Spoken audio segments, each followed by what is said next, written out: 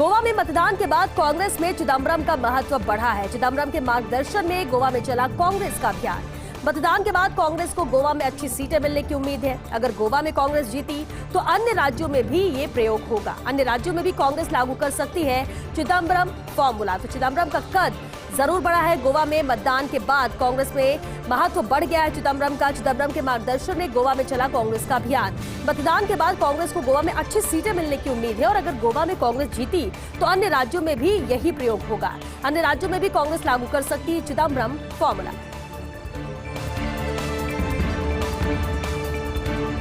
The week में अखिलेश यादव का interview. मतदान के तीसरे चरण के बाद शतक लगा चुकी है हमारी पार्टी। चौथे चरण के मतदान के बाद लगेगा दूसरा शतक। अगले चरणों के मतदान में और बढ़ जाएंगी सपा की सीटें। भाजपा नेताओं में दिखने लगी है हार की बौखलाहट। पराजय की भाषा बोलने लगे हैं भाजपा के नेता। दरअसल जनता लड़ रही है चुनाव और हम जनता के साथ है और ऐसी कोई जाति वर्ग नहीं जो नहीं दे रहा हो सपा को समर्थन। तो ये अहम बातें इंटरव्यू के दौरान कहीं अखिलेश यादव ने। द वीक में अखिलेश यादव का इंटरव्यू जिसमें उन्होंने जिक्र यही किया, जीत का दावा किया। मतदान के तीसरे चरण के बाद शतक हमारी पार्टी लगा चुकी है, वही चौथे चरण के मतदान के बाद दूसरा शतक लगेगा। उत्तर प्रदेश में अस्तित्व की लड़ाई लड़ रही मायावती, इसके साथ ही बसपा का भविष्य भी तय करेंगे ये चुनाव। 2007 में ब्राह्मण दलित मुस्लिम गठजोड़ से बनी बसपा सरकार। इस बार बसपा ने 100 सीटों पर उतारे हैं मुस्लिम उम्मीदवार। ब्राह्मणों और दलितों को भी साथ लाना चाहती है बसपा। आखिरी मौके पर कई उम्मीदवार बदल चुकी है बसपा। भीम आर्मी के संस्थापक चंद्रशेखर से भी मायावती को चुनौती है और इसके साथ ही मायावती पर भाजपा की मदद करने का भी आरोप है। तो पहले 2007 में भी जिस तरह से जीत कराई थी बसपा, तो ब्राह्मण दलित मुस्लिम गठजोड़ से ही उसने सरकार बनाई थी और इस बार बसपा ने 100 सीटों पर मुस्लिम उम्मीदवार उतारे हैं। ब्राह्मणों दलितों को भी साथ लाना चाहती है बसपा और आखिरी मौके पर कई उम्मीदवार भी बसपा बदल चुकी है। द वीक में सपा से भाजपा में गई अपर्णा यादव का इंटरव्यू। समाजवादी पार्टी में समाजवाद का अस्तित्व नहीं है। प्रधानमंत्री मोदी का नारा सबका साथ सबका विकास सबका विश्वास। उत्तर प्रदेश में बहुत अच्छी तरह सरकार चला रहे हैं योगी आदित्यनाथ। पार्टी बदलना बड़ा फैसला था। भाजपा में मिल रहा है पूरा सम्मान। नेताजी की बहू बनी रहूंगी लेकिन परिवारवादी पार्टी से बाहर। मुलायम सिंह यादव के छोटे पुत्र प्रतीक की पत्नी है अपर्णा यादव। द वीक में इंटरव्यू के दौरान उन्होंने ये कुछ अहम बातें कही। रक्षा मंत्रालय की वेबिनार में पीएम मोदी का संबोधन। कहा ज्यादा से ज्यादा हथियार देश में बनाने पर जोर है। रक्षा क्षेत्र का 70% बजट इसी पर खर्च होगा। डिफेंस एक्सपोर्ट में 6 गुना बढ़ोतरी हुई है। 350 से भी अधिक उद्योग लाइसेंस जारी किए गए हैं। तो रक्षा मंत्रालय की वेबिनार में पीएम मोदी ने संबोधित किया और कहा कि ज्यादा से ज्यादा हथियार देश में बनाने पर हमारा जोर है। रक्षा क्षेत्र का 70% बजट इसी पर खर्च होगा। वही डिफेंस एक्सपोर्ट में भी 6 गुना बढ़ोतरी हुई है। 350 से भी अधिक उद्योग लाइसेंस जारी किए गए। शी जिनपिंग की पुतिन से फोन पर बात। दोनों नेताओं की हुई फोन पर बातचीत। रूस यूक्रेन युद्ध को लेकर ये बात हुई है। उधर युद्ध के बीच यूक्रेन के राष्ट्रपति ने न्योता भेजा है। जेलेंस्की ने भेजा पुतिन को बातचीत का न्योता। जेलेंस्की ने की पुतिन से समझौते की पेशकश। बातचीत का प्रस्ताव यहां पर दिया गया है। शी जिनपिंग की पुतिन से इसे लेकर फोन पर बात भी हुई है। दोनों नेताओं की फोन पर बातचीत हुई। रूस यूक्रेन युद्ध को लेकर ये बात हुई और उधर युद्ध के बीच ही यूक्रेन के राष्ट्रपति ने न्योता भेजा है। जेलेंस्की ने पुतिन को बातचीत का न्योता भेजा, समझौते की पेशकश की है। रोमानिया बॉर्डर से भारतीयों को निकालने की कोशिशें जारी है। भारतीय अफसर रोमानिया बॉर्डर पर ला रहे हैं भारतीयों को और आज रात 2 विमान रोमानिया के लिए रवाना होंगे। भारतीयों को लाने का सारा खर्च वहन करेगी सरकार। विमानों से स्वदेश लाए जाएंगे भारतीय नागरिक। उन्हें लाने की पूरी कोशिशें जारी हैं। रोमानिया बॉर्डर से भारतीयों को निकालने की कोशिश की जा रही है। भारतीय अफसर रोमानिया बॉर्डर पर भारतीयों को ला रहे हैं और आज रात 2 विमान रोमानिया के लिए रवाना होंगे। भारतीयों को लाने का सारा खर्च वहन करेगी सरकार। विमानों से स्वदेश लाए जाएंगे भारतीय नागरिक। यूक्रेन रूस युद्ध पर बड़ी संख्या में सैनिकों की मौत। ब्रिटेन के रक्षा मंत्रालय का बड़ा दावा। यूक्रेन से युद्ध में रूस के 450 सैनिक मारे गए। उधर काला सागर के पार रूस के जंगी बेड़े का हमला है। सरेंडर से मना करने पर 13 यूक्रेनी सैनिक मारे गए हैं। काला सागर में यूक्रेन को भारी नुकसान हुआ है। काला सागर पर अब रूस का कब्जा हुआ है। यूक्रेन ने अपना अहम सामरिक ठिकाना इस युद्ध में गंवाया है। तो यूक्रेन से युद्ध में रूस के जहां 450 सैनिक मारे गए, उधर काला सागर के पार भी रूस के जंगी बेड़े पर हमला हुआ। सरेंडर से मना करने पर 13 यूक्रेनी सैनिक भी मारे गए हैं। काला सागर में यूक्रेन को भारी नुकसान हुआ है। अब रूस पर का कब्जा काला सागर पर है, जिसके बाद अहम सामरिक ठिकाना यूक्रेन ने गंवा दिया है।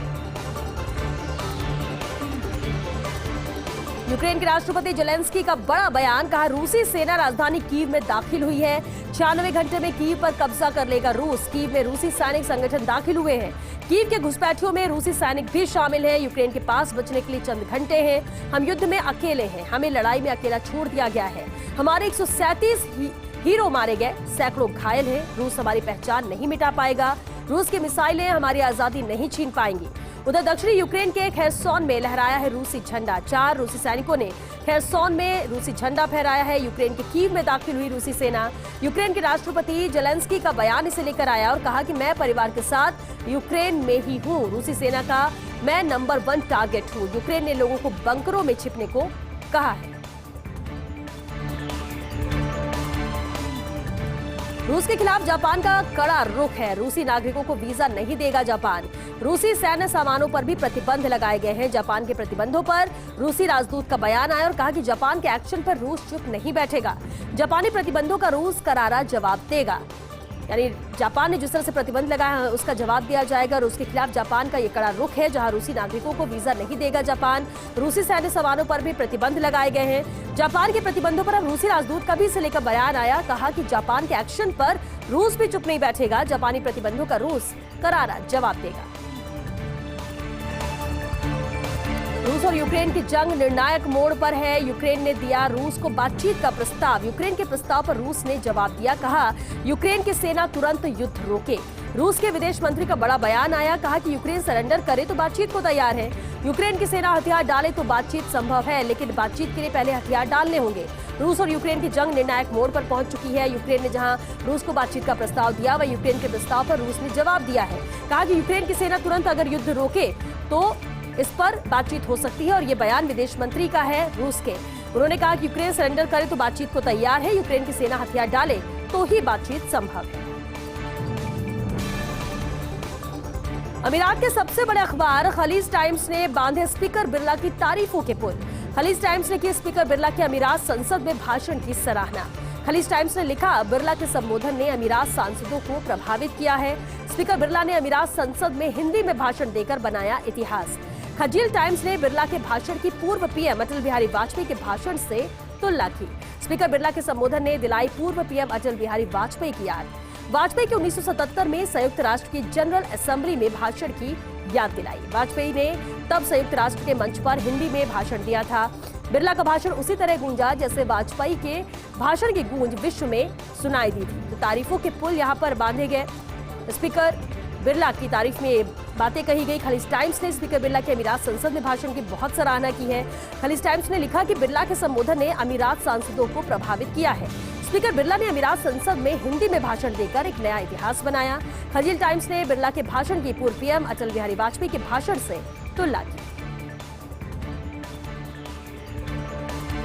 आज एक बार फिर आ रही नास्ट्रेडमस की याद। मशहूर भविष्यवक्ता माइकल दी नास्ट्रेडमस की भविष्यवाणी की याद आ गई है। नास्ट्रेडमस ने कहा था 2022 में परमाणु हमला होगा और इसकी वजह से होगा जलवायु परिवर्तन। 2022 में धरती पर होगा भारी उथल पुथल। साल 2022 में महंगाई में भी होगी जबरदस्त बढ़ोतरी। हालांकि एक तबाही के बाद आएगी फिर से शांति भी, और इससे पहले दुनिया में छा जाएगा 72 घंटे के लिए अंधेरा।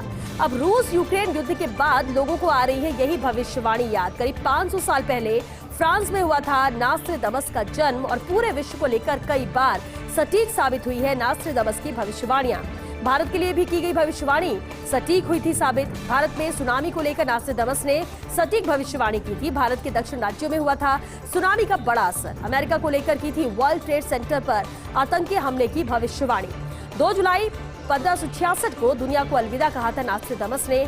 अपनी मौत की भविष्यवाणी भी एक दिन पहले ही कर दी थी नास्ट्रेडमस ने। हालांकि नास्ट्रेडमस की कुछ भविष्यवाणियां गलत भी साबित हुई थी। 1999 में दुनिया खत्म होने जैसी भविष्यवाणी साबित हुई थी गलत। हालांकि कल बाइडेन के बयान के बाद लगभग खत्म हो चुकी है विश्व युद्ध की संभावना भी। नाटो में शामिल कोई भी देश नहीं भेजेगा अपनी सेना यूक्रेन में, और ऐसे में फिलहाल तो खत्म हो चुकी है विश्व युद्ध की संभावनाएं। लेकिन अभी हुई है 2022 की सिर्फ शुरुआत ही, क्योंकि नास्ट्राडामस की भविष्यवाणी है पूरे 2022 के लिए, और 2022 पूरा होने में अभी बाकी है पूरे 10 महीने का वक्त।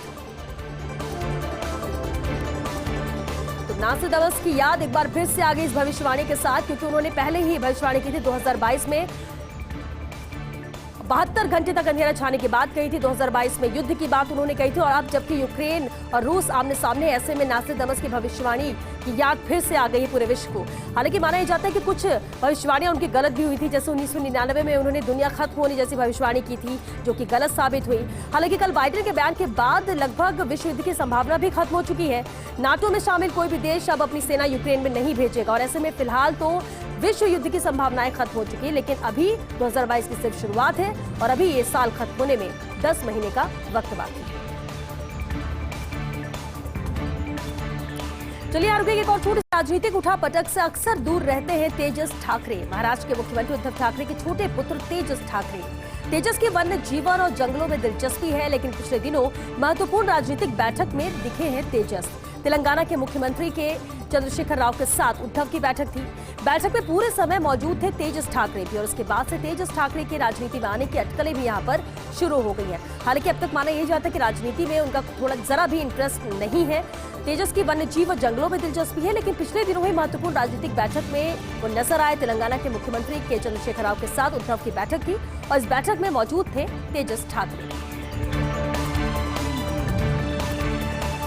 रूस के अगले कदम पर अलग अलग दावे, चीन और अमेरिका के अलग अलग दावे। चीन के ग्लोबल टाइम्स ने दावा किया, कहा यूक्रेन से बातचीत को लेकर पुतिन तैयार है, लेकिन अमेरिका के अखबार का दावा अलग है। उसमें कहा जा रहा है कि पुतिन ने ठुकराया है बातचीत का ऑफर। तो ये दो अलग अलग बातें सामने आ रही। रूस के अगले कदम पर ये अलग अलग दावे हैं, जहां चीन और अमेरिका दोनों के ही अलग अलग दावे नजर आते हैं। चीन के ग्लोबल टाइम्स ने जहां दावा किया है कि यूक्रेन से बातचीत को लेकर पुतिन तैयार है, वहीं अमेरिका के अखबार का दावा है कि पुतिन ने बातचीत का ऑफर ठुकराया है।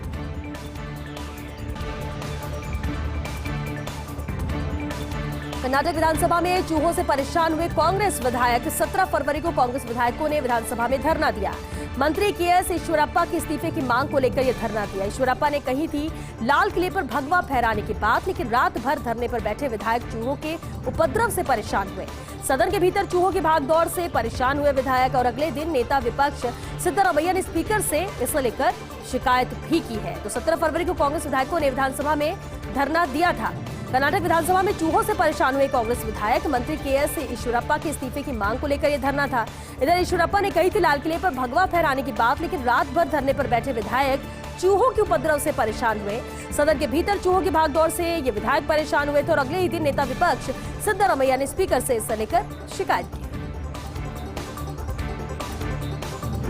पुतिन ने ठुकराया ज़ेलेंस्की का ऑफर। अमेरिकी मीडिया के हवाले से खबर है, रूस ने बातचीत की पेशकश ठुकराई है। बातचीत की पेशकश के बाद कीव में रूस अब बमबारी कर रहा है। उधर रोमानिया के जहाज पर भी रूस का हमला है। ब्लैक सी में रोमानिया के जहाज पर हमला हुआ। नाटो का सदस्य है रोमानिया, और अब वहीं उत्तरी यूक्रेन शहर पर रूस ने कब्जा किया है। तो प्रस्ताव को ठुकरा दिया यहाँ पर रूस ने। पुतिन ने ज़ेलेंस्की का ऑफर ठुकराया है। अमेरिकी मीडिया के हवाले से खबर मिल रही है, जहां रूस ने बातचीत की पेशकश को ठुकराया है।